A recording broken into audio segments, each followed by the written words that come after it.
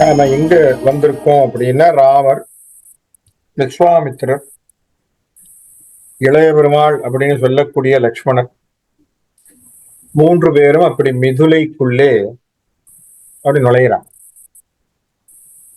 நுழைகின்ற ஒரு காட்சியை பற்றியும் அதுல அவர்கள் கண்டிருக்கக்கூடிய விஷயங்களை பற்றியெல்லாம் நம்ம பார்த்துக்கிட்டு வந்தோம். அப்ப மிதிலையிலே அவர்கள் கண்ட காட்சி, மிதிலையில மாடங்களில் கண்ட காட்சி, அந்த விஷயங்கள் எல்லாம் கோலாகலமாக அவருக்கு இருந்த விஷயங்கள் அப்படி பார்த்துக்கிட்டு வரும் பொழுது கன்னி மாடத்திலே சென்ற வகுப்புல கன்னி மாடத்திலே சீதையின் உடைய இன்ட்ரோடக்ஷன் அறிமுகம் அப்படிங்கிறதையும் பார்த்தோம். சீதை பொன்னின் சோதி, புதுமலரின் நாற்றம் என்றெல்லாம் சொல்லி அவளுடைய எல்லா விதமான வர்ணனையும் சொல்லி அவள் எப்பேற்பட்ட சிறப்போட இருக்கா அப்படிங்கிறதெல்லாம் பேசி, ஏன்னா திருமகளை பற்றி பேசக்கூடிய விஷயம் அப்படித்தானே நம்ம சொல்றோம். திருமகள் தான் ஒரு பெண்ணுக்கு நம்ம ஒரு குறிப்பாக ஒரு பொண்ணை சொல்லணும் அப்படின்னு சொன்னா லட்சுமிகரமா இருக்கான்னு சொல்லுவோம். லக்ஷ்மிக்கே நம்ம யாரை வச்சு சொல்லணும் உபமானம் என்று சொல்லி கம்பன் நிறுத்திட்டான். ஏன்னா லக்ஷ்மி திருமகளுக்கே நீங்க யார போய் உபமானமா சொல்ல முடியும்? நிக்கிறதே திருமகள், அங்கே சீதா. அவளுக்கு போய் திருமகளுக்கே திருமகளை சொல்ல முடியுமா? முடியாது. நிக்கிறதே திருமகள்னா அவளுக்கு எந்த விதமான ஒப்புமையும் சொல்ல முடியாத லெவல்ல கம்பன் தன்னை வைத்து அந்த பாட்டை சொல்லி இருக்கக்கூடிய விஷயங்கள் எல்லாம் நடந்தது. இப்ப கன்னி மாடத்துல சீதை நிற்கிறாள். அந்த தெருவாக அப்படி நம்முடைய ஹீரோ என்ட்ரி. இப்போ 2 பேரும் இன்னைக்கு நம்ம பார்க்கக்கூடியது கொஞ்சம் ரொமான்டிக் கதை தான், சரியா? ராமனும் சீதையும் இருவரும் சந்திக்கக்கூடிய காட்சியை கம்பன் எப்படி காட்சிப்படுத்துறா அப்படிங்கிறது தான் இன்னைக்கு. அந்த காட்சி ரொமான்ஸ்ங்கிற ஒரு சமாச்சாரம் இருந்தாலும் அதில் இருக்கக்கூடிய தெய்வீகத்தையும் பார்ப்போம். அதுல என்ன சமாச்சாரத்தை அவர் வச்சு பேசியிருக்காரு. ஏன்னா நான் ஏற்கனவே சொல்லியிருக்கேன், வெளிப்பொருளாக கம்பன் நிறைய விஷயங்களை பேசுவது, வெளிப்புறத்திலிருந்து பார்க்கின்ற பொழுது வேற மாதிரி இருக்கும், பாட்டு சாதாரணமா இருக்கிற மாதிரி இருக்கும். ஆனால் உள்வாங்கி கருத்தை பார்க்கின்ற பொழுது கம்பன் வேறு ஒரு குறிப்பை அதுல வச்சு பேசுவான். அதனாலதான் அவன் கவி சக்கரவர்த்தின்னு பேசப்படும். சாதாரணமானவனுக்கும் கவி சக்கரவர்த்திக்கும் உள்ள வித்தியாசம் அதுதான். இந்த இடத்துல இப்ப நம்ம ஃபர்ஸ்ட் ஒரு காதல் ஏற்படுகின்ற ஒரு சமாச்சாரத்தை பற்றிய குறிப்பை கம்பன் வைக்கிறார். இது நான் ஏற்கனவே சொன்னேன், வால்மீகியிலே இந்த கட்டம் இல்லை. ஏற்கனவே இந்த குறிப்பை பேசிட்டேன், இருந்தாலும் ரெக்கார்ட் பண்றேன். வால்மீகியில இது கிடையாது. வால்மீகியிலே ராமன் சீதையை பார்க்கவே இல்லை. ராமன் சீதையை பார்ப்பது வில்ல உடைச்ச பிறகுதான், அது வரைக்கும் பார்க்கவே இல்லை. சோ ராமனுக்கு சீதை எப்படிங்கிறதுக்கு தெரியாது மொத்தம். ஆனால் கம்பன் காட்டுகின்ற ராமாயணத்திலே கம்பன் காட்டுகின்ற ராமாயணத்திலே ராமனுக்கும் சீதைக்கும் ஒரு காதல் ஏற்பட்டதை சொல்ல வேண்டும், பதிவு செய்ய வேண்டும் என்பதை கம்பன் ஒரு முக்கியம் அதை எடுக்கிறான். காரணம் என்ன அப்படின்னா, தமிழர்களுடைய மரபுல இறையனார் அகப்பொருள் என்று சொல்லக்கூடியது நமக்கு எல்லாருக்கும் தெரியும். தொல்காப்பியம் எப்படி இலக்கணத்தை சம்பந்தப்பட்ட ஒரு விஷயமோ அதுபோல் தமிழ்ல இறையனார் அகப்பொருள் அப்படிங்கிற ஒரு புஸ்தகம் இருக்குதுதான் பழமையான புத்தகம். அகத்திணையை பற்றி பேசக்கூடியது. அகத்திணைனா என்னது? மனம் சார்ந்த விஷயங்களை பற்றிய பதிவுகளை சொல்லக்கூடியது. அதுல சொல்லக்கூடியது என்ன? களவி, காதல் என்கின்ற வார்த்தையை பேசுகிறார். அப்போ பண்டைய தமிழர்கள் மரபிலே காதல் என்பது இருந்திருக்கு. அதை பதிவு செய்ய கம்பன் ஆசைப்பட்டான். ஆகவே அந்த குணத்தை, அந்த சீர்மையும், அந்த சிறப்பையும் தன்னுடைய ராமாயணத்துல சொல்லணும். எப்படி சொல்லணும்? ராமன் சீதை இடத்திலே காதல் ஏற்பட்ட விஷயத்தை கொண்டு அதை வச்சு சொல்லிட்டான். அதுலதான் இப்ப இந்த பாட்டு வரப்போகுது. என்ன பாட்டுங்கிறத பார்ப்போம். இந்த பாட்டு பல திரைப்படங்களிலும் இந்த வரிகளை எல்லாரும் சொல்லி சொல்லி சொல்லி அழுத்து போயிருக்கக்கூடிய வரிதான். ஆனா அதனுடைய உண்மையான அர்த்தத்தை இன்னைக்கு பார்ப்போம். ராமன் அப்படி நடந்து வர்றான், சீதை அப்படி மேலிருந்து பார்க்கிறா. தெருவிலே நடந்து வரக்கூடிய ஒரு ஆணழகன், சீதை மேலே இருக்கக்கூடிய நம்முடைய ஹீரோயின் அழகே உருவான திருமகள், அவ அங்கேருந்து பார்க்கிறா. ராமன் எதேச்சையாக தன்னுடைய கண்ணை தூக்கி மேல பார்க்கிறான். சீதை மேலிருந்து கீழே பார்க்கிறாள். இந்த குறிப்பை நான் ஏற்கனவே பேசினேன். என்ன அப்படின்னா, ஆண்மகன்கள் நிமிர்ந்து நிற்பது, நிமிர்ந்த பார்வை கொண்டு இருப்பார்கள் அப்படிங்கிற குறிப்பு ஆண்மகனுக்கு பெருமை சார். ஏன்னா அவன் குனிஞ்சு பார்க்கக்கூடியவன் அல்ல, இல்லையா? ஆண்மகனுக்கு சொல்லும் பொழுது நிமிர்ந்த நெண்ணடையும் நேரு கொண்ட பார்வையும், அப்படி நேரா அப்படி நிமிர்ந்து அப்படி பார்க்கறதுங்கிறது ஆண்மகனுக்கு இருக்கக்கூடிய ஒரு வீரத்தினுடைய செயல். அந்த குறிப்பை ராமனுக்கு வச்ச என்ன, அப்படி தலையை தூக்குறார் அவர். அப்போ அவர் நேரு கொண்டு அப்படி தூக்குறார், தலையை தூக்கி அப்படி நிமிர்ந்து பார்க்கிறார். பார்க்கும் பொழுது அங்க கன்னி மாடத்திலே அங்கே நின்று கொண்டிருக்கக்கூடிய சீதை கீழே பார்க்கிறா. காரணம், பெண் என்பவள் நாணத்தினால் மண் பார்ப்பாள், இல்லையா? பெண் நேரடியா பார்க்க மாட்டான், நேரா நின்னு பார்க்கறதுங்கிறது ரொம்ப ரொம்ப குறைவு. அப்ப அவ மண் பார்ப்பா, கீழே பார்ப்பா. அது அவளுடைய நாணத்தினுடைய உச்சம். அவள் கீழ் லெவல்ல பார்க்கக்கூடியதாக ராமன் அங்க வச்சான். நல்லா ஞாபகம் வச்சுக்கோங்க. அப்போ சீதையை மேலே வைத்து மேலிருந்து கீழே பார்க்கின்ற பார்வையும், ராமனை கீழே வைத்து கீழிருந்து மேலே பார்க்கின்ற பார்வையும் வைத்து இப்போ ரெண்டு பேரும் பார்க்கறாங்க. பார்க்கின்ற ஒரு பதிவை கம்பன் இந்த இடத்துல எழுதுறான். என்னன்னு பார்ப்போம். என்னரும் நலத்தினாள் இணையால் நின்றுழி, கண்ணோடு கண் இணை கவ்வி ஒன்றை ஒன்று உண்ணவும் நிலை பெறாது உணர்வும் ஒன்றிட. இந்த வார்த்தை எல்லாருக்கும் தெரியும். அண்ணலும் நோக்கினான் அவளும் நோக்கினாள். இந்த வார்த்தையை நம்ம நிறைய கேட்டிருக்கோம். அதுவும் இந்த கடைசி வார்த்தை நிறைய இடங்கள்ல டைலாக்கா வச்சிருப்பாங்க. காதல் டைலாக்னா இந்த வார்த்தையை சொல்லிவிடுவான். ஆனா இந்த முன்னாடி இருக்கக்கூடிய பாட்டினுடைய கருத்தை நம்ம எடுத்து பார்ப்போம். என் அரு நலத்தினாள் இணையாள் நின்றுடி. இந்த இடத்துல கம்பன் என்ன பண்றான், எத்தனை அழகுகள் உண்டோ அத்தனை அழகையும் முன்னாடி இருக்கிற பாட்டெல்லாம் கொட்டி தீர்த்துட்டான். அவனுக்கு சொல்ல முடியல, சொல்லி மாளலன்னு வச்சுக்கோங்களேன். கம்பன் சொல்லிட்டான், அப்பா எல்லைக்கே அழகுக்கே எல்லையானவள் அவள் தான் பாப்பா, என்னால பேச முடியல அப்படின்ட்டான். இப்ப என்ன பண்ணிட்டான், கம்பன் கை தூக்கிட்டான். என்ன சொல்லிட்டான், அப்பாப்பா என்னால எதுவும் சொல்லவே முடியலப்பா, என்னரும் நலத்தினாள். இதுக்கு மேல அவளை நான் எதுவும் டிஃபைன் பண்ண முடியாது. அப்பேற்பட்ட அழகியாக இருக்கக்கூடியவள் எங்க போய் நிக்கிறா, அத்தன்மையோடு இருக்கக்கூடியவள் கன்னிமாடத்துல நிக்கிறான். நின்றழி. அப்போ அங்கேருந்து ஒரு பார்வை பார்க்கணும். இப்ப நம்ம ராமன் அந்த ஹீரோ அங்க வர்றார். அவர் என்ன பண்றார், அவர் தன்னுடைய பார்வை மேல. இப்ப ரெண்டு என்ன நடந்திருக்கு, கண்ணோடு கண் இணை கவ்வி என்ற வார்த்தையை போடுறோம். இப்படி எப்படி ஆகி போச்சா, கண்ணும் கண்ணும் அப்படி கவ்வி இருக்கு. புரியுதா? கவ்வுதல் அப்படின்னா என்ன அர்த்தம், ஒன்றை கடிப்பது, பற்றி கொள்வதுன்னு பேரு. இப்ப நீங்க பாத்தீங்கன்னா பூனைக்குட்டி தன்னுடைய பூனை, தாய் பூனை தன்னுடைய பூனை குட்டி பூனையை கவ்விக்கும். பாத்திருக்கீங்களா? கவ்வுதல்னு பேர். கடிக்காது, வாயால் அப்படி புடிச்சுக்கும், கிரிப்பா புடிச்சுக்கிறது. புரியுதா? அதற்கு பேர் கவ்வுதல் அப்படின்னு பேர். அப்ப இந்த இடத்துல என்ன வார்த்தையை போடுறார், அந்த கவ்வி கொள்ளக்கூடியதை எது செய்ததாம், இங்கே கண்ணும் கண்ணும் செய்து கொண்டது. எந்த கண்ணு, சீதையினுடைய கண்ணும் ராமனுடைய கண்ணும் ஒன்றோடு ஒன்று.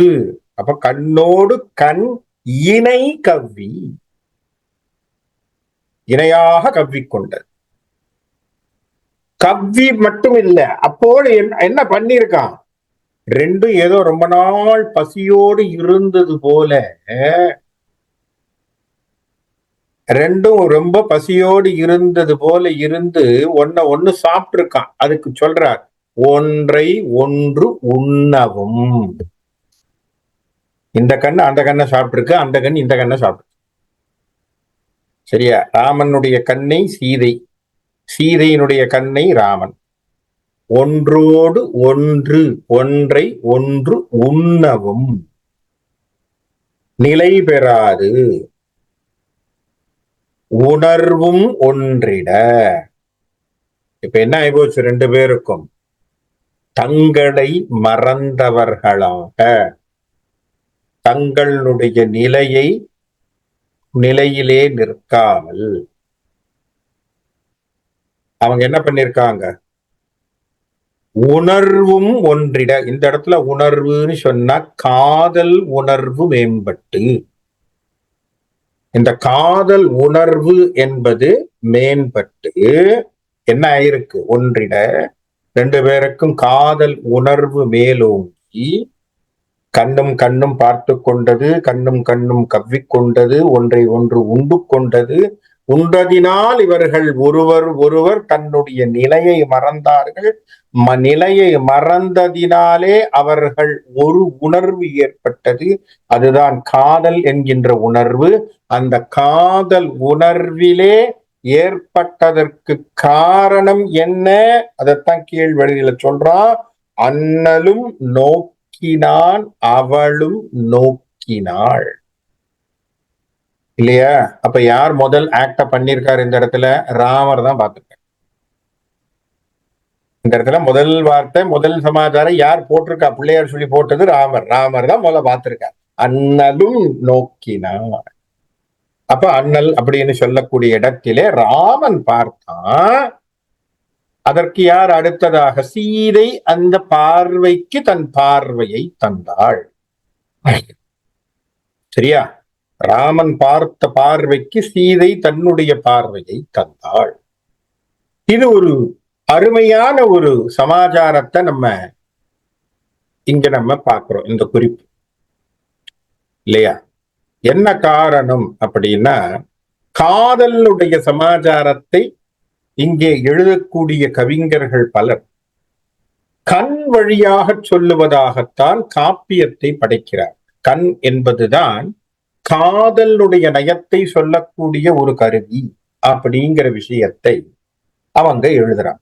கண்ணோடு கண்ணினை கவ்வி, கண்ணும் கண்ணும் ஒன்றை ஒன்று கவ்வி கொண்டது, அல்லது ஒன்றை ஒன்று உண்ணத் தொடங்கியது அப்படிங்கிற விஷயத்தை நம்ம கண்ணோடு கண்ணினை கவ்வி அப்படிங்கிற வார்த்தையை நம்ம பார்க்கிறோம். இந்த வார்த்தைக்குனுடைய அடிப்படையை ரகுவீர பாண்டியனார் என்ன சொல்றாருன்னா, இவர் கம்பன் இது திருக்குறளை உள்ளே வாங்கி இந்த வார்த்தையை எழுதியிருக்கார் அப்படின்னு ஒரு வார்த்தையை சொல்றார்.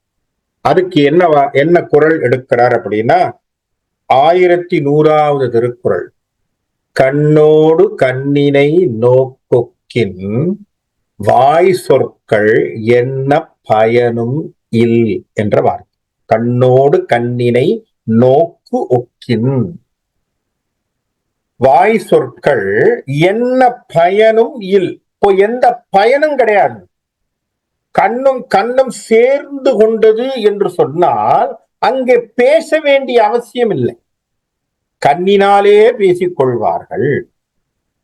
அப்ப கண்ணும் கண்ணும் சேரக்கூடிய விஷயத்தை பற்றி திருவள்ளுவர் எடுத்த குறிப்பை கம்பன் உள்வாங்கி, வள்ளுவ பெருந்தகை சொன்ன வார்த்தையை, திருக்குறளினுடைய குறிப்பை இவர் மனசுல வாங்கி அந்த வரியை எழுதிட்டார். கரெக்டா பாருங்க, அதே வரியை போட்டார், கண்ணோடு கண். அதே வரியத்தான் இங்கேயும் அவர் யூஸ் பண்றார் ரெஃபரன்ஸ். அப்ப என்ன தோணுது, ஆக காதலர்களுக்கு கண் என்கின்ற ஒரு கருவி, ஒரு அவயம் மிக முக்கியமான விஷயங்களை பரிமாறக்கூடியதாக இருக்கு, இல்லையா? ஒன்றை ஒன்றோடு பேசுகின்ற பொழுது அவர்கள் என்ன வேணும்? வாய் வார்த்தைகள் தேவையில்லை. கண்ணோட கண்ணால அவர்களுடைய வார்த்தைகளை, அவர்களுடைய எண்ணங்களை அவர்கள் பரிமாறிக்கொள்ளலாம் என்பது அங்க சூட்சமமாக நமக்கு தெரியும். இது திருக்குறளிலே பதிவு செய்யப்பட்டது. சரியா? இத பல பாடல்களுடைய ரெஃபரன்ஸ் கொடுக்கிறார். சில பாட்டினுடைய ரெஃபரன்ஸை சொல்ற அழகா இருக்கு. அந்த ரெஃபரன்ஸ் எல்லாம் படிக்கும் பொழுது எப்படி அந்த பாட்டினுடைய பதிவு இருக்குங்கிறதும் தெரியும். தஞ்சை வாணன் கோவை அப்படின்னு ஒரு பாட்டுல ஒரு வரியை அவர் ரெஃபர் பண்றார். ஜெகவீர பாண்டியனார் என்ன சொல்றார்? மனம் காவல் கொண்டதெல்லாம், மனம் காவல் கொண்டதெல்லாம் கண்களே சொல்லும் வாய் திறந்தே. மனம் காவல் கொண்டதெல்லாம் கண்களே சொல்லும் வாய் திறந்தே. அப்பனா என்ன அர்த்தம்? மனத்துல என்ன நினைக்கிறியோ அதை கண் சொல்லி விடுகிறது. மனத்திற்குள் நினைக்கின்ற வாசகங்களை, மனத்திற்குள் நினைக்கின்ற படபடப்பை மனம் என்ன செய்யணும் நினைக்குதோ அதை கண் காட்டி விடுகிறது. கண்களே சொல்லும். அந்த கண்களே என்ன பண்ணிடுது? திறமையாக பேசி விடுகிறது, அதை குறிப்பாக சொல்லி விடுகிறது.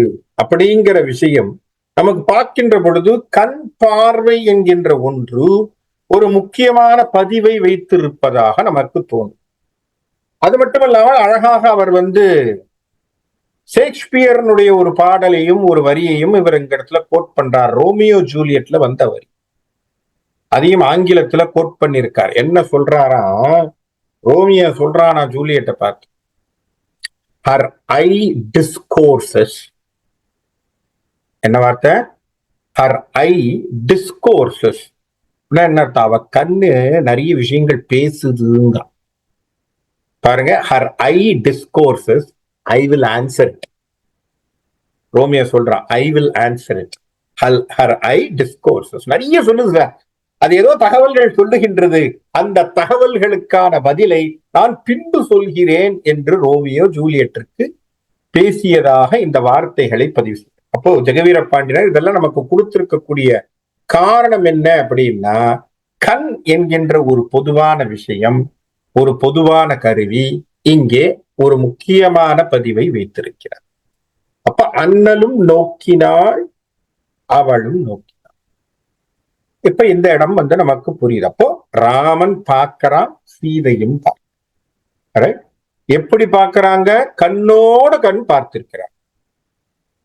கரெக்டா? கண்ணோடு கண் பார்த்தார்கள், இருவரும் பார்த்தார். பார்த்ததிலே உணர்வு ஒன்றிட, பார்த்தது தானே, உணர்வு ஒன்றிட கண்ணோடு கண்ணினை கவ்வி உண்ணவும், இல்லையா? ஒன்றை ஒன்று கவ்வி உண்ணவும், ஒன்றை ஒன்று உண்ணவும் நிலை பெறாது உணர்வும் ஒன்றிட. இப்ப இந்த இடத்துல நம்ம பார்க்கின்ற பொழுது அழகான ஒரு வார்த்தை இங்க ஒரு பதிவை சொல்லு. இப்போ கீவா ஜெகநாதன் ஐயா இந்த இடத்துல ஒரு குறிப்பா அழகா பேசுவார். இதுக்கு ஒரு சின்ன கதை மாதிரி சொல்லுவார். இப்போ நமக்கு ஒரு தெரிஞ்ச ஒரு நண்பர் நம்மள ஒரு புதுசா வீடு கட்டியிருக்கேன், சரியா, அந்த வீட்டை பாருங்க அப்படின்னு கூட்டிட்டு சொல்ற, சரிங்களா? நம்ம அந்த வீட்டை பார்க்க போறோம்.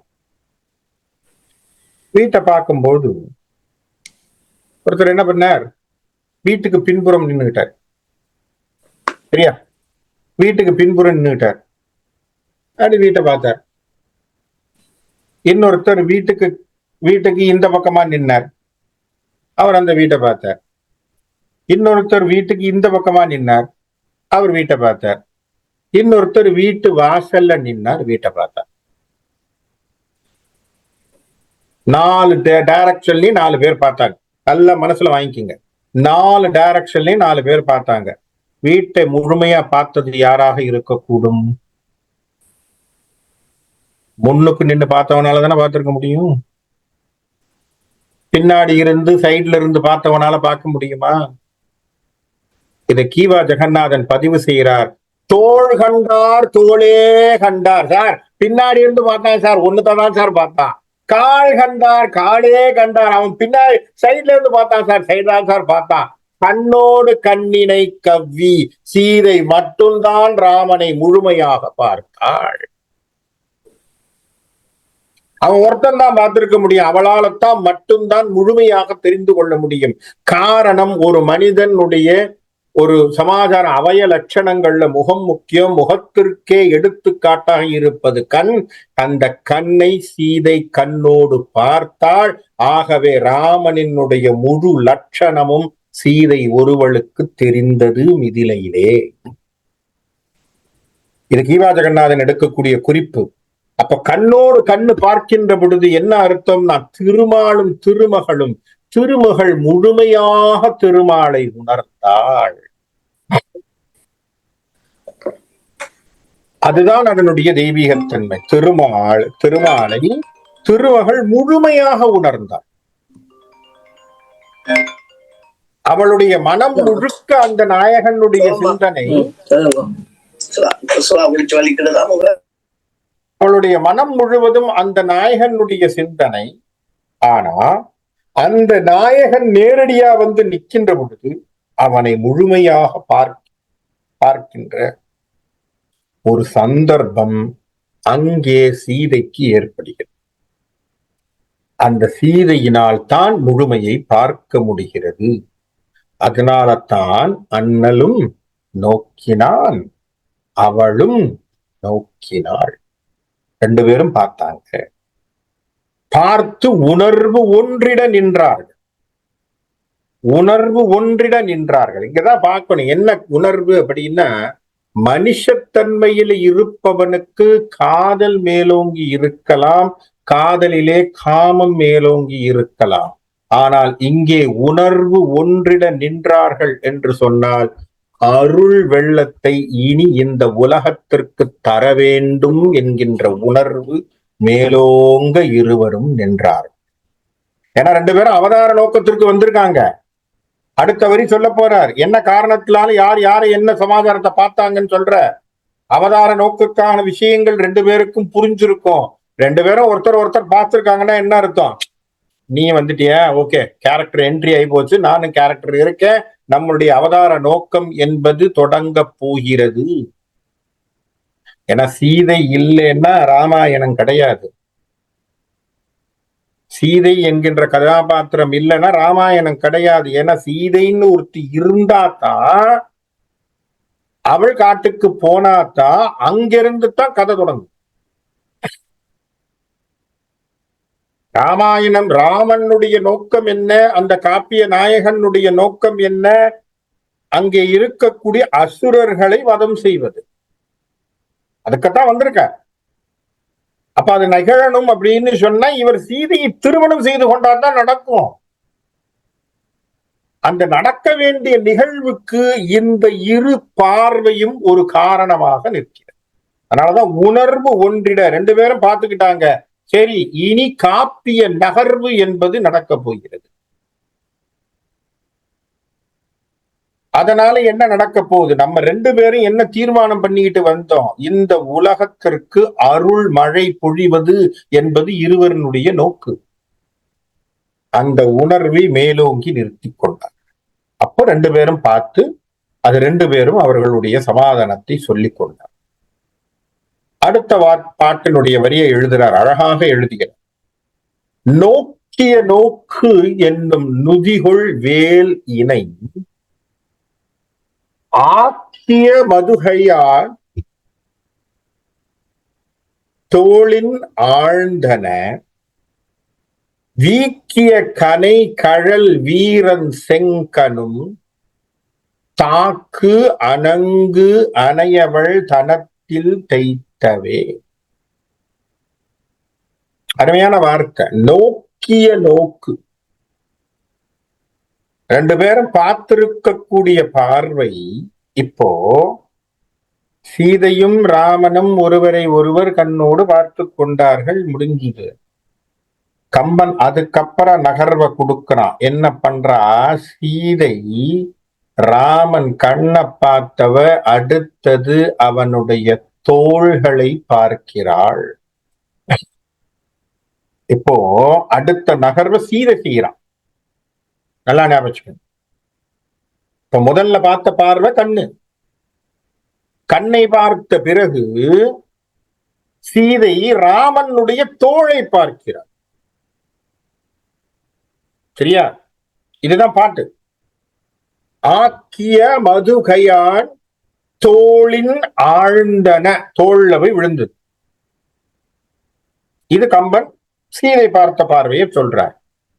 அதற்கு ராமன் மறுபார்வை பார்க்கிறான் இல்லையா, கண்ணிலிருந்து எடுத்துட்டான். அப்ப ராமன் எங்க பார்க்கிறான் அப்படிங்கிற வரிய போட்டிருக்கான். படிக்கும் பொழுது சிலர் என்ன நினைப்பாங்கன்னா, இந்த இடத்துல கம்பரசம்னு சொல்லக்கூடிய அழகுல காமமா எழுதி விட்டார் கம்பன்னு நினைக்கிறது உண்டு சில பேர். சரியா? அதனால்தான் நான் சொன்னேன், நம்ம கம்பனை மேலாப்புல படிக்கிறவன் எத்தனையோ பேர் இருக்கான். இதுதான் கதை. இப்போ ஜெயதேவர்னு ஒருத்தர் அஷ்டபதினு ஒண்ணு எழுதினார். சரியா? எத்தனை பேருக்கு தெரியும்னு தெரியாது. ஜெயதேவர்னு ஒருத்தர் அஷ்டபதினு ஒண்ணு எழுதினார். இந்த அஷ்டபதி என்பது ராசலீலைகள், ராதாவுக்கும் கிருஷ்ணனுக்கும் உள்ள ராசலீலைகளை பற்றி எழுதுவது. நம்மால அதை வேற ஒரு அர்த்தத்துக்கே படிச்சுக்கிட்டு இருந்தானா அது அவனுடைய தலையெழுத்து. நான் சொல்ற புரியுதா? அந்த ராசலீலை என்பது ராதைக்கும் கிருஷ்ணனுக்கும் உள்ளார்ந்த ஆத்ம அனுபவத்தை பற்றி பேசக்கூடிய பாடல்கள். எப்படி ரெண்டு பேரும் ஆத்மானுபவத்திலே ஒருவரை ஒருவர் மறந்து கலந்தார்கள் என்று சொல்லக்கூடிய பாடலை சொல்லக்கூடியது ஜெயதேவரனுடைய அஷ்டபதி. ஆனா நம்மால் அதை வேற ஒரு காரணத்துக்காகவே படிச்சுக்கிட்டு இருந்தான்னா படிக்கிறவன் மேல தப்பே தவிர எழுதின கவிஞன் தவறு அல்ல. அதுபோல கம்பனுடைய இந்த வார்த்தை, இந்த வாசகத்தை சில பேர் வேற ஒரு விஷயத்துக்காக படிப்பாங்க. அந்த காம சிந்தனையோடு இது அல்ல. இங்க விரகதாபத்தை சொல்ற மாதிரி தோணும். இல்ல, என்ன காரணம்னா ராமன் என்ன பண்றான், சீதையினுடைய மார்பகங்களை பார்த்தான் என்று எழுதுறார். சரியா? என்ன எழுதுறார்? தாக்கிய அணங்கு அணையவள் தனத்தில் தேய்க்கவே. அப்ப அவருடைய பார்வை வித்தியாசமா பார்த்துட்டார் அப்படிங்கிற மாதிரி விரகமா எடுக்க கூடாது. இங்க வித்தியாசம் இருக்கு. காரணம் என்னன்னு சொல்றேன். நான் ஏற்கனவே சொன்னேன். என்ன? அவதார நோக்கத்தை பற்றிய விஷயம் என்கின்ற உணர்வு மேலோங்க இருவரும் ஒருவரை ஒருவர் பார்த்து கொண்டார்கள் என்று சொன்னால், சீதை ராமனுடைய புஜங்களை பார்க்கிறாள் என்று சொன்னால், இதுதானப்பா நாளைக்கு அத்தனை ராட்சசர்களையும் தாக்கப் போகிறது. இந்த புஜங்களுக்கு அவ்வளவு பலம் இருக்கணும் இல்லையா? அது இல்லைன்னா என்னுடைய ராமபிரான், நாராயணனாகிய ராமபிரானால முடியுமா? ஆகவே அந்த புஜத்தினுடைய பராக்கிரமத்தை பார்ப்பதாக சீதை பார்க்கிறாள். ராமன் சீதையினுடைய மார்பகம் என்று சொன்னால் அவளுடைய ஹிருதயத்தை பார்க்கிறான். காரணம் என்ன? அந்த மனசு தான் இனி சங்கடப்பட போகுது இல்லையா? அதுதான் சங்கடப்பட போகுது. என்ன சங்கடம்? அவள் என்ன பண்ண போறா? காட்டுக்கு போறா. மகாராணியா இருந்தவ இல்லையா? செல்ல பிள்ளையா வாழ்ந்தவ பார்த்தோமா இல்லையா? கம்பன் என்ன செய்யறான்? உப்பரிகையில கன்னிமாடத்துல நடக்கிறதுக்கே பூக்களை விரித்து தோழியர்கள் நடக்க சொல்லி சொல்றாங்க. அப்படி செல்ல பெண்ணாக மிதிலை முழுவதும் இருந்தவள். அவ என்ன பண்ண போறா? கால்ல முள்ளு குத்த குத்த காட்டுக்கு வரப்போறா.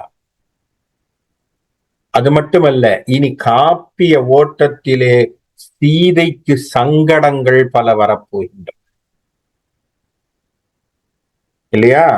அப்ப அந்த சீதைக்கு சங்கடம் வருகின்றதுனாலே, மா கருணாமூர்த்தியா இருக்கக்கூடியவளே பத்திரமாக இரு. இப்ப நாராயணனுடைய பார்வை சீதையினுடைய ஹிருதயத்திலே விழுகிறது. சீதையினுடைய பார்வை ராமனுடைய தோளிலே விழுகிறது. அதை உபன்யாசகர்கள் வேற மாதிரி சொல்றதும் உண்டு. ராமனை சீதை பார்த்ததினாலே மறுநாள் வில்ல உடச்சுட்டான் அப்படிங்கிற வார்த்தை அப்படியும் எடுப்பாங்க. அழகான நயம் அது. காரணம் என்னன்னா, அவ தைரிய லட்சுமி. லட்சுமியில தைரிய லட்சுமின்னு ஒண்ணு இருக்கு இல்லையா? சந்தான லட்சுமி, வீரலட்சுமி, விஜயலட்சுமின்னு சொல்ற மாதிரி அவ தைரிய லட்சுமி பார்த்துட்டாளா. தைரிய லட்சுமி பார்த்ததினாலே அவருக்கு அந்த பலம் ஏற்பட்டது. அந்த பலத்தினால் அவர் போய் வில்லை உடைத்தார் அப்படிங்கிற ஒரு வாசகத்தையும் அழகாக வைணவ பெருமானார்கள், மகான்கள், மகனியர்கள் பேசுறது உண்டு. அதுவும் அழகான ஒரு சுவைப்பட சொல்லக்கூடிய விஷயம்தான் இல்லையா? ஆனா இங்க நம்ம பார்க்கின்ற ஒரு முக்கியமான விஷயம் என்ன, இருவர்களுடைய ஒரு பார்வையும் அங்கே எதை நோக்கிய பார்வையாக இருந்தது அப்படிங்கிறது புரியுது. நோக்கிய நோக்கு, ரெண்டு பேருடைய நோக்கு. இப்ப இங்க முதல் வரியில சொல்லும் பொழுது ராமன் பார்த்தான், சீதை திரும்பி பார்த்தா, கண்ணை கண் பார்க்கின்ற பொழுது அடுத்த வரியிலே சீதை முதலிலே ராமனுடைய தோளை பார்த்தார். அந்த ஆக்டுக்கு சீதை முதல்ல ஆரம்பிக்கிறா, அதுக்கப்புறம் ராமன் அவளை பார்க்கிறான். அப்போ இந்த இரண்டு பார்வைகளும் ஒரு அழகான பார்வைகளை நமக்கு சித்தரிக்கிறது. இதுல தெய்வீகத்தை பார்க்க வேண்டிய விஷயம். அதுதான் நான் சொல்றேனே, எப்பொழுதுமே நாம் இந்த மாதிரியான ஒரு கதைகளுக்குள்ளே நம்ம போய் படிக்கிறோம் அப்படின்னு சொன்னா அதில் இருக்கக்கூடிய தெய்வீக தத்துவத்தை நம்ம புரிஞ்சுக்கணும், தெய்வீக தன்மையை புரிந்து கொள்ள வேண்டும். அப்பதான் நமக்கு அந்த கதையினுடைய உண்மையான அந்த காப்பிய நோக்கம் என்னங்கிறது புரியும் இல்லையா? கவி சக்கரவர்த்தி எழுதக்கூடியது என்ன, ஒரு தாயார், அவள் மகாலட்சுமி என்பவள் தாயார். அப்ப தாயாருக்கு என்ன சார் உண்டு, கருணாகடாட்சம் உண்டு சார். கருணையே வடிவானவள், வாத்சல்ய குணம் மிகுந்தவள். இந்த வாத்சல்ய குணத்திற்கு மனம் ஒரு காரணம், ஹிருதயம் ஒரு காரணம், மார்பகங்கள் ஒரு காரணம். சார் அழகா சொன்னார் அபிராமி பட்டர். என்ன சொல்றார், பால் அழும் பிள்ளைக்கு நல்கின பாடுறாரா இல்லையா? அபிராமி பட்டர் அபிராமி அந்தாதியில என்ன சொல்றார், பால் அழும் பிள்ளைக்கு நல்கின. என்ன நல்கின, நம்ம நமக்கு குழந்தை பிறந்தது அப்படின்னு சொன்னா ஒரு தாய்க்கு பால் சுரக்கும். ஒரு கண்ணுக்குட்டி அந்த மாட்டினுடைய உண்மையான கண்ணுக்குட்டி மடியை முட்டும் பொழுது அந்த கண்ணுக்குட்டிக்காக பாலை சுரக்கின்றதாக அந்த மடியிலிருந்து பால் வரும் இல்லையா? அந்த கண்ணுக்குட்டி அது என்ன பண்ணுது, நக்குது, எல்லாம் பண்ணுது அந்த மாடு. அதனால அந்த வாத்சல்யத்திலே அவளுக்கு, அந்த பசுமாற்றுக்கு தன்னுடைய காம்பிலே பால் சுரக்கின்றது. அந்த பாலை அது அருந்துகிறது, கண்ணுக்குட்டி பார்க்கிறோம். அதுபோல் ஒரு குழந்தை பிறக்கிறது, பிறப்பதினாலே தாய்க்கு பால் சுரக்கிறது. குழந்தை அழுகின்ற பொழுது தாய் அந்த வாஞ்சையினாலே குழந்தைக்கு பால் தருகிறார். உண்மை, வாஸ்தவம். ஊரா விட்டு குழந்தை அழுத வருமா? வந்ததே ஒரு தாயாருக்கு ஞான சம்பந்தனுக்கு கொடுத்தாளே, எப்படி வந்தது? வந்ததா இல்லையா? அப்ப அவளுக்கு பால் சுரந்ததே, அப்ப எப்படி வந்தது? அதுதான் வாத்சல்யம், அதுதான் காருண்யம். அது யார்கிட்ட உண்டு? தாயார்கிட்ட உண்டு. ராமனும் புரிந்து கொள்கிறான். அந்த மகாலட்சுமி தாயாரா நீ இருக்கமா, கருணாமூர்த்தியாய் இருக்கிற நீ என்று பார்க்கின்றான் அந்த பார்வை. ஏன் பால் அழக்கூடிய, பாலுக்காக அழக்கூடிய பிள்ளையை போல், அது என்ன பிள்ளையோ அந்த பிள்ளைக்கு பால் சுரந்த நீ. அப்பேற்பட்ட கருணாமூர்த்தி நீ. ஆகவே நீ எல்லா விதத்திலையும் கருணையை இந்த உலகத்திற்கு காட்டு என்று சொல்லக்கூடிய லெவல்ல நாராயணனாக ராமன் சீதையை பார்க்கிறான். இதுதான் அதனுடைய உள்ளர்த்தம். கவி சக்கரவர்த்தி பல விஷயங்களை உள்ளுக்குள்ள சிக்கலா வச்சுதான் எழுதியிருக்காரு. மேலிருந்து வாரியா பாட்டை பார்த்தோம்னா பாட்டு சாதாரணமா இருக்கும். என்னன்னா ஒரு டீனேஜருக்கு ஒத்து வர்ற பாட்டா தான் இருக்கும். 14 வயசு ராமன் இல்லையா? அங்க ஒரு அழகான பெண்ணையாக ஒரு இருக்கான்னா பார்த்தா, ராமன் பார்த்தான் அப்படின்னு நம்ம ஆட்கள்லாம் வேற மாதிரி பேசுவானு. ராமனுக்கு என்னப்பா அழகான பொண்ணு இது பண்ணா அப்படிங்கிற மாதிரி பேசுவாங்க. அப்படி இல்லை இந்த இடம். ஏன்னா இருவரும் முழு அவதாரத்தை உணர்ந்தவர்கள், தன் எல்லை என்ன என்பது தெரிந்து வந்தவர்கள், முழுமையான. அதனால்தான் பூர்ணாவதாரம்னு சொல்றோம் ராமனை, பூர்ணாவதாரம் என்று சொல்கிறோம் ராமனை. அதற்கு இணையானவளாக சீதை இருந்தாள். ஞாபகம் வச்சுக்கோங்க, ரெண்டு பேரும் பூர்ணமாக இருந்தவர்கள். பூரணமாக இருக்கின்றவர்களுக்குள்ளே இந்த விஷயம் வர வேண்டிய அவசியம் இல்லை. அவர்களுக்கு இருக்கக்கூடிய ஒரே நோக்கு என்னவா இருக்கும்? இந்த உலகம், இந்த தரணி, இந்த வாழ்வு, இந்த வையகம், இது நன்றாக இருக்க வேண்டும், இதில் தர்மம் தழைக்க வேண்டும் என்கின்ற அன்பு உணர்வு உன்னிடத்தில் வர வேண்டும் என்பதற்காக நாராயணன் அவளை பார்க்கிறான். காருண்யா வாத்சலத்தை கொண்டு வாமா, அந்த காருண்யத்தை எல்லார் மேலையும் போ. ஏன்னா மகாலட்சுமி தாயாரனுடைய ஒரு நிமிஷம் அவளுடைய பார்வை பட்டாலே என்ன நடக்கும் நமக்கு எல்லாருக்குமே தெரியும். ஆதிசங்கரர் கனகதாரா ஸ்தோத்திரத்தை சொல்ற இல்லையா, ஒரு நிமிஷம் அம்பாள் வந்ததுக்கு வீட்டுக்குள்ள கூரைக்குள்ளே பொன் மழையாக பொழிந்தது என்று கனகதாரா ஸ்தோத்திரத்துல சொல்றோம் இல்லையா. ரெக்கார்டு இருக்கு, இல்லேன்னு இல்ல, பொய் இல்ல, உண்மை. கனகதாரா ஸ்தோத்திரம்னா பொன்மழைன்னு பேரு. பேசியது சொல்லியது ஆதிசங்கரர். விழுந்தது ஒரு பிராமணன் வீட்டிலே, பரம தரித்திரனாக இருந்தவனுடைய வீட்டிலே. எதன் காரணமாக? திருமகளினுடைய ஒரு நிமிட பார்வையின் காரணமாக. ஒரு நிமிஷ பார்வைக்கே இப்படின்னா அவள் இந்த வையகத்தில் இருப்பவர்கள் அத்தனை பேரையும் பார்த்தான்னா அவளுடைய கருணா கடட்சத்துல அதற்கு எப்பேற்பட்ட மனம் வேணும், அதற்கு எப்பேற்பட்ட ஒரு எண்ணம் வேணும், அதற்கு எப்பேற்பட்ட ஒரு குணம் இருக்கணும். அந்த குணத்தை எண்ணி எண்ணி வியந்து வியந்து அவளை பார்க்கிறான் ராமன். அப்பேற்பட்ட ஒரு கருணாமூர்த்தியா இருக்கமா நீ. ஏன்னா வால்மீகி எழுதுகின்ற பொழுது ஞாபகம் வச்சுக்கோங்க, ராமாயணத்தை ராமாயணம்னு அவர் பேசவே இல்லை. அவர் எழுதின வார்த்தை என்ன தெரியுமா? தலைப்பு சீதாயா சரித்திரம் என்று எழுதினார். பேர் அதுதான் சார் கொடுத்தார், சீதையின் சரித்திரம் என்று எழுதினார் வால்மீகி. அவர் ராமாயணம்னு எழுதவே இல்லை. பின்னாடித்தான் ராமரனுடைய ராமாயணம்னு நம்ம பேசிக்கிட்டோம். அவர் எழுதினது என்ன? சீதாயா சரித்திரம். அப்ப சீதையினுடைய சரித்திரம். சீதை என்பது திருமகள், அந்த திருமகளுடைய சரித்திரத்தை பேச வேண்டாம் என்று சொன்னார். அப்போ அழகான விஷயங்கள். நோக்கிய நோக்கு, ரெண்டு பேருடைய நோக்கு என்ன? உயர் நோக்காக இருந்தது. அந்த நோக்கு எப்பேற்பட்ட நோக்காக இருந்தது? இவள் தோளையும் அவன் மார்பையும் பார்த்தான்.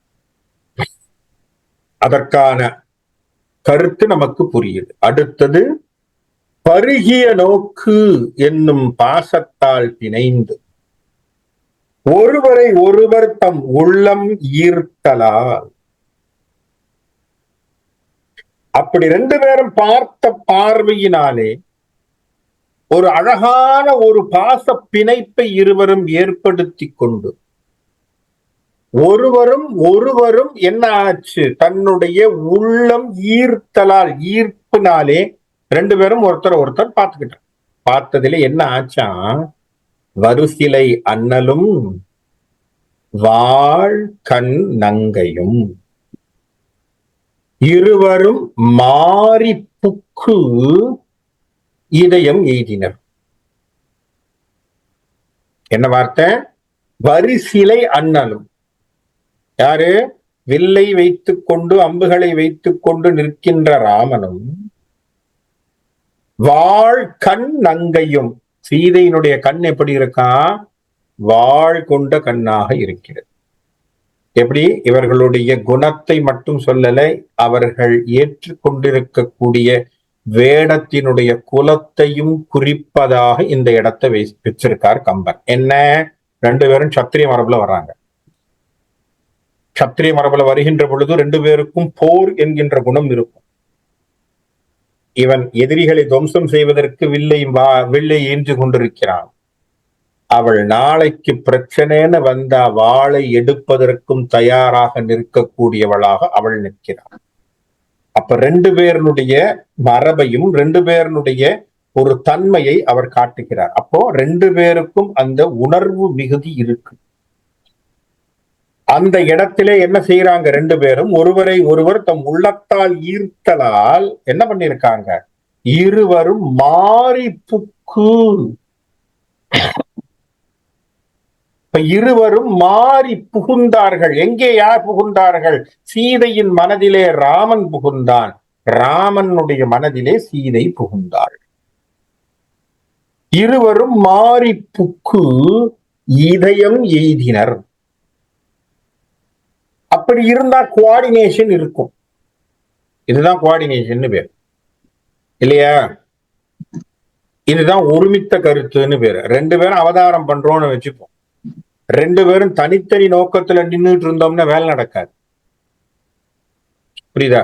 ஒரு ப்ராஜெக்ட்னு ஒண்ணு வந்திருக்கோம் சார், ரெண்டு பேரும் சேர்ந்து ஒரே வேலையை தான் பார்க்கணும் உருப்படியா. நான் ஒரு டைரக்ஷன்ல நீ ஒரு டைரக்ஷன்ல போனா நடக்காது. அப்ப ரெண்டு பேரும் சேர்ந்து ஒரே சமாச்சாரத்தை பண்ணணும்னா நான் என்ன நினைக்கிறேன்னா நீ யோசிக்கணும், அல்லது உன்னுடைய மனம் அதை சிந்திக்க வேண்டும். நீ என்ன சிந்திக்கிறியோ அது என் மனம் சொல்ல வேண்டும். ஆகவே இருவரும் மாறி புகுதல் முக்கியம். இதுக்கு பேர் என்னன்னா கோஆர்டினேஷன் பேர் மேனேஜ்மெண்ட் டேர்ம்ல. இட்ஸ் கோஆர்டினேட்டிவ் திங்கிங் பேர். ரெண்டு பேரும் ஒத்த கருத்தை கொண்டு வருவது. அப்ப ரெண்டு பேரும் ஒத்த கருத்தை கொண்டு வந்தாதான் என்ன நடக்கும்? இங்க என்ன ப்ராஜெக்ட்? டெமலிஷன் ஆஃப் ராட்சசன் ராவணன். அந்த காரணத்துக்காகத்தானே வந்திருக்காங்க. அந்த காரணம் நடக்கணும்னு சொன்னா ரெண்டு பேரும் ஒரே டைரக்ஷன்ல ஓடினா தான் சரியா இருக்கும் இல்லையா? அப்ப ரெண்டு பேரும் ஒரே சமாச்சாரத்தை ரெண்டு பேரும் ஏற்றுக்கொண்டு நடக்க வேண்டும். அந்த ஏற்றுக்கொள்ளுதலுக்காகத்தான் இங்கே இருவரும் மாறி இதயம் எய்தினர். இது வெளியிலிருந்து பார்த்தா காதல் உணர்ச்சி வசப்பட்டு இருவரும் சேர்ந்ததாக இருக்கும். ஆனால் உள்கருத்து என்ன? காப்பிய நோக்கத்திற்கு இருவருடைய மனமும் ஒன்றை ஒன்று கலந்தது. காப்பியத்தினுடைய முக்கியமான விஷயத்திற்கு இருவரும் ஒன்றை ஒன்று கலந்தார்கள். அப்படி கலந்தவர்கள் யார்? இங்கதான் ஐடென்டிபிகேஷன் கொடுக்க போறார் கம்பன் அடுத்த பாட்டுல. என்ன சொல்றாருன்னு பார்ப்போம். மருங்கிலா நங்கையும் வசையில் ஐயனும். மருங்கிலா நங்கையும் இந்த இடத்துல சொல்லுகின்ற பொழுது சீதையினுடைய பிசிக்கல் அப்பியரன்ஸ் சொல்றது போல் இருக்கும். இடை இல்லாத நுண்ணிய இடையை கொண்டவளாக இருக்கக்கூடிய சீதை. அப்படி சீதையினுடைய ஒரு உருவ அமைப்பை பேசுகின்றான் கம்பன். மருங்கிலா நங்கையும். இப்போ பிசிக்கல் அப்பியரன்ஸ் ராமருக்கு சொல்லும் பொழுது என்ன சொல்றார்? வசையில் ஐயனும். வசைனா என்ன அர்த்தம்? கெட்ட பேருன்னு அர்த்தம் இல்லையா? குற்றம்னு சொல்லலாம், கெட்ட பேருன்னு சொல்லலாம். வசைபாடுவதுன்னு கேள்விப்பட்டிருக்கோமா? கிரிட்டிசிசம். கிரிட்டிசிசம்ங்கிறது வசதி. அது எதுவும் இல்லாத ஐயன். என்ன அருமையான வார்த்தை பாருங்க. இப்ப இவளுக்கு பிசிக்கல் அப்பியரன்ஸ், ராமனுக்கு கேரக்டர். மேட்ச் ஆகுதா? எப்படி மேட்ச் பண்றார் பாருங்க கம்பன். பிசிக்கல் அப்பியரன்ஸையும் கொண்டு வரார், இங்க கேரக்டரையும் கொண்டு வரார். கேரக்டர் வைஸ் ராமன் ஜம்பா, பிசிக்கல் வைஸ் அழகானவளாக சீதை. அப்ப என்ன அர்த்தம்? ரெண்டும் மேட்ச் ஆகுது. இது ரெண்டும் சேர்ந்து ஒருங்கிய இரண்டு உடற் உயிர் ஒன்று ஆயினர். சரியா? ஒருங்கிய இரண்டு உடற், ரெண்டு உடம்பு என்பது ரெண்டும் சேர்ந்து என்னவா மாறி போச்சாங்க? ஒன்று ஆயினர். இனி தனியான பங்கன் கிடையாது, ரெண்டும் ஒன்னா போச்சு. தனித்தனியா இருக்கிறதுக்கு அவசியம் இல்லை. ராமன்னா சீதை, சீதைனா ராமன். merged. ரெண்டும் merge ஆகி போச்சு. அப்போ இங்க அருமையான விஷயம் சார். இது அருமையான விஷயத்தை நல்லா புரிஞ்சுக்கிங்க. சீதையும் ராமனும் ஒன்றை ஒன்று சேர்ந்தார்கள் என்று சொல்லுகின்ற விஷயத்திலே அருமையான விஷயத்தை புரிஞ்சுக்கணும். என்ன அப்படின்னு சொன்னா, கிருபானந்த வாரியார் சாரிவில் சொல்வார், சீதை என்பது ஆத்மா, ராமன் என்பது ஜீவாத்மா. இங்கே ஜீவாத்மா பரமாத்மா சங்கமம் ஒன்று. அப்படி ரெண்டு பேரும் ஒன்றை ஒன்று சேர்ந்து கொண்டார்கள். அப்ப இந்த இடத்துல என்ன சார் வருது? சரணாகதி தத்துவம், கம்ப்ளீட் சரண்டர். எப்படி சரண்டர் ஆகணும்? நீதான் என்று சொல்லக்கூடிய அளவுக்கு கையை தூக்கி அவளோடு சேர வேண்டும். இங்கே அதைத்தான் செய்திருக்கிறார். ராமனும் சீதையும் சேர்ந்திருக்கக்கூடியது உடல் உயிர் ஒன்று ஆகினர். இரண்டு உடல் உயிர் ஒன்று ஆகினர். ரெண்டு உடலா இருக்கக்கூடியது ஒரு உயிராக மாறியது. அழகான விஷயம். அப்ப என்ன அர்த்தம்? No two, hereafter it is one அப்படின்னு சொல்லக்கூடியது என்னதான் மாறுது? அத்வைத்த சித்தாந்தத்தை அப்படி டச் பண்ணிட்டார் கம்பன். முடிஞ்சு போச்சு. புரியுதா? அத்வைத்த சித்தாந்தத்தை அப்படி ஒரு லைன் போட்டார். என்ன லைனா போட்டார்? சீதையும் ராமனும் சேருகின்ற காதல் உணர்வில அத்வைத்தத்தை வச்சுட்டார். இதுதான் கவி சக்கரவர்த்தியினுடைய நுட்பம். இது சாதாரணமா மேல இருந்து பார்க்கின்ற பொழுது காதல் வயப்பட்டவர்கள் இருவரும் ஒருத்தர் ஒருத்தர் மனசால சேர்ந்து அப்படி இருந்தாங்க அப்படிங்கிற எண்ணத்தை யோசிப்போம். ஆனால் கவி சக்கரவர்த்தி எழுதுகின்ற பொழுது அதனுடைய நுட்பம் என்ன அப்படின்னா, ரெண்டும் ஒன்றை ஒன்று சேர்ந்தது. ஜீவாத்மா பரமாத்மா ஐக்கியத்தை பேசி இங்கே அத்வைத்த சித்தாந்தத்தை பேசுகின்றான் கம்பன். அப்படி பேசுறதுனால என்ன சார் ஆச்சுன்னு அழகா சொன்னா. இதனால என்ன பலன், இது எதனால் ஏற்பட்டது அப்படிங்கிறதுக்கு இன்னொரு வரிய பேசுறான் பாருங்க. கருங்கடல் பள்ளியில் கலவி நீங்கி போய், கருங்கடல் பள்ளியில் களவி நீங்கி போய் பிரிந்தவர் கூடினால் பேசல் வேண்டுமோ? கருங்கடல் பள்ளியில் களவி நீங்கி போய். கருங்கடல் பள்ளி அப்படின்னா என்ன அர்த்தம்? பார்க்கடலிலே பரமன் துயின்று கொண்டிருக்கிறான் இல்லையா? பார்க்கடல்ங்கிறது வெள்ளை. அந்த வெள்ளை கலர் என்ன பண்ணும்? மற்ற கலர் எது அதிகமா இருக்கோ அதை ரிஃப்ளெக்ட் பண்ணும் இல்லையா? நம்ம நாராயணனுடைய கலர் என்ன? கரிய நிறம். அந்த கருப்பு அந்த கடலிலே தெரித்ததினாலே பார்க்கடல் முழுமையும் கருங்கடலாக தெரிந்தது. ரிஃப்ளெக்ஷன். என்ன சார் அர்த்தம் ரிஃப்ளெக்ஷன்? பால் எப்படி கருப்பாக மாறியதுன்னு யோசிக்காதீங்க. நாராயணன் உடைய ஒளிப்பட்டு பார்க்கடல் கருங்கடலாக மாறியது போலே நாராயணனுடைய ஒளிப்பட்டு இந்த ஜீவாத்மாக்கள் பரமாத்மா என்கின்ற எண்ணத்தை பெற முடியும் என்பதை கம்பன் பேசுகின்றான். அதுதான் கவி சக்கரவர்த்தி குறிப்பு. இந்த ஜீவாத்மா கூட அந்த பரமாத்மாவாகிய வைகுண்டத்திலே இருக்கக்கூடிய பரமனுடைய ஒளிபட்டதினால் எப்படி பார்க்கடலும் கருங்கடலை போல் தெரிகின்றதோ அதுபோல் அவனுடைய குணானுபவங்களை நாம் பெற முடியும். அந்த பரமனை நாம் அனுபவிக்க முடியும். அப்படி அனுபவிக்கின்ற பொழுது என்ன சார் ஆகும்?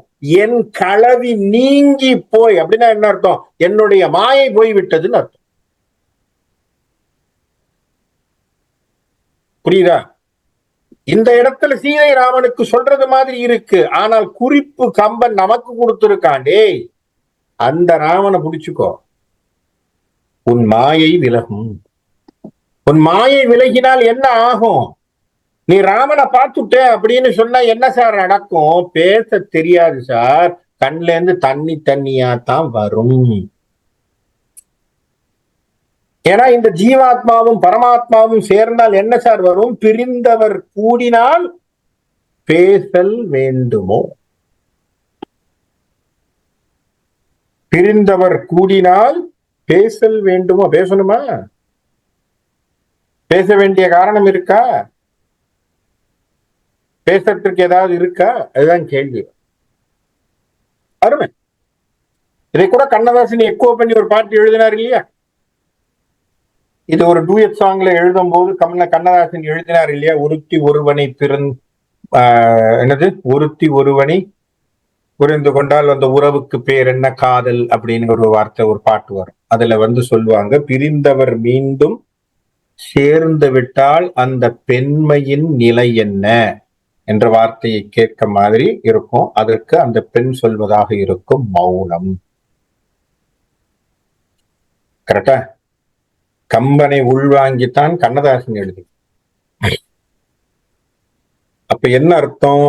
இருவரும் சேருகின்ற பொழுது நாம் பேசக்கூடிய வார்த்தைகள் வராதுங்கிறது என்ன காரணம்? It's a form of understanding. Higher லெவலுக்கு போயிடுறோம். அந்த வைகுண்டத்தில் இருக்கக்கூடிய பரமனை, அவனை முழுமையாக ரசித்த பிறகு நம்மால் எதுவும் பேச இயலாது. காரணம், அனுபவத்தை சொல்ல முடியாது. அந்த அனுபவத்திலே நாம் இருக்கின்ற பொழுது நம்மால் வாய் திறந்து பேசுவது கடினம். அதனாலதான் சொன்னா, கண்டவர் விண்டிலர், விண்டவர் கண்டிலர். இந்த அனுபவம் உள்ள போச்சுன்னா இதை எப்படி சார் டிஃபைன் பண்ண முடியும்? சொல்ல முடியாது சார், சொல்லவும் முடியாது, வாயால சொல்ல முடியாது. You cannot define it. அப்பேற்பட்ட ஒரு எக்ஸ்பீரியன்ஸ். அந்த எக்ஸ்பீரியன்ஸ் எப்ப சார் கிடைக்குது? எங்கே ராமனும் சீதையும் சேருகின்ற காதல் என்று சொல்கின்றானோ கவி சக்கரவர்த்தி, அந்த குறிப்பை உங்களுக்கு வச்சிருக்கான். ராமனும் சீதையாக நினைத்துக் கொள்ளாதே அப்பா, ராமன் பரந்தாமன் சீதையாக உன்னை நினைத்துக் கொள். வேணும்னா நீ போய் சேர். நீ போய் என்ன பண்ண? ராமனோடு சேர். அந்த ராமன் என்கின்ற பரந்தாமனை புரிந்து கொள், அவனுடைய வைபவத்தை புரிந்து கொள், அவனுடைய சமாச்சாரத்துக்குள்ள போ, அவனை அனுபவி, அவனுடைய குணங்களை பெற்று. அந்த குணங்களை பெற்றுக் கொண்டால் ராமானுபவத்திலே நீ என்ன பண்ணலாம்? திளைத்து இருக்கலாம். அப்படி இருக்கின்ற பொழுது உனக்கு பேச வேண்டிய அவசியம் இல்லை. ஏன்னா பேச முடியாது. You are on the ecstasy. அங்க போய் நின்றுட்டு நீ எதையுமே சொல்ல முடியாது. You cannot define anything. How do you define God? No. உங்க டெஃபினிஷன்ல 1008 பேர் 1008 டெஃபினிஷன் கொடுப்பான். காட்னா கடவுள்னா என்னன்னு. ஆனா that is not the reality, right? அது அவனுடைய அனுபவம் தான். ஒவ்வொருத்தரும் ஒவ்வொரு விஷயத்துல சொல்லிட்டே போவான். தெய்வீகத்தன்மைங்கிறது டோட்டலி டிஃபரெண்ட். அவன் எப்படி அனுபவிச்சிருக்கான்னு அதை பொறுத்து இருக்கு. அதைத்தான் இந்த குறிப்பாக கம்பன் இந்த இடத்துல பேசுகிறார். பாருங்க, சாதாரண காதல் பாட்டு, காதல் வரிகள் படிக்கும் பொழுது காதலும் விரகமும் எழுந்து வரக்கூடிய பாடல்களாக இருக்கக்கூடிய வரிகள். அண்ணலும் நோக்கினாள், அவளும் நோக்கினாள், இதெல்லாம் வரிகள் எல்லாம் மேலிருந்து பார்த்தா அப்படித்தான் தோணும். ஆனால் உள்ளார்ந்த விஷயங்களை படிக்கின்ற பொழுதுதான் நமக்கு கவி சக்கரவர்த்தி என்ன நுட்பங்களை அவன் வச்சு கொடுத்திருக்கான் அப்படிங்கிறது. இப்பேற்பட்ட நுட்பத்தோடு அந்த விஷயங்களை அவன் உள்ளுக்குள்ள செலுத்திருக்காங்கிறது. இப்ப இப்படியான விஷயங்களை வைத்துத்தான் இந்த பாடல்களை அவர் நமக்கு கொடுக்கிறார். அப்போ ராமனும் சீதையும் பார்க்கின்ற அந்த காதல் நிமிடங்கள் என்பது இரண்டு உயர் நோக்குகள் கொண்டிருக்கக்கூடிய பெரிய அவதாரங்கள் ஒன்றை ஒன்று பார்த்து சந்தித்து லயித்து அவர்கள் குறிப்பை பரிமாறிக்கொண்டு நம்முடைய லட்சியம் என்ன என்பதை பூரணத்தை தெரிந்து கொண்டு பூரணத்தோடு நின்றது என்பதை நாம் புரிந்து கொள்ளக்கூடிய கட்டம்தான் இந்த காதல் என்கின்ற கட்டம். ஆகவே காதல் என்கின்ற ஒன்றை கம்பன் வச்சு சூட்சமமா நமக்கு சொன்னது தெய்வீகத்தன்மையை புரிந்து கொள்வது. சரியா? அதுதான் இங்கே இருக்கக்கூடிய இந்த 4 பாட்டின் வழியாக நமக்கு தெரியுது. அதற்கு பிற்பாடு ராமன் கிளம்பி போறதும் சீதை அவனுடைய நினைப்புல இருக்கிறதும் அதுக்கப்புறம் வீழ்ச்சியாக வரக்கூடிய விஷயங்கள் தொடர்பான விஷயங்களும் தொடர்ச்சியான விஷயங்களும் வரப்போகுது. அதை வருகின்ற வகுப்பில் அப்படி சிந்திப்போம்.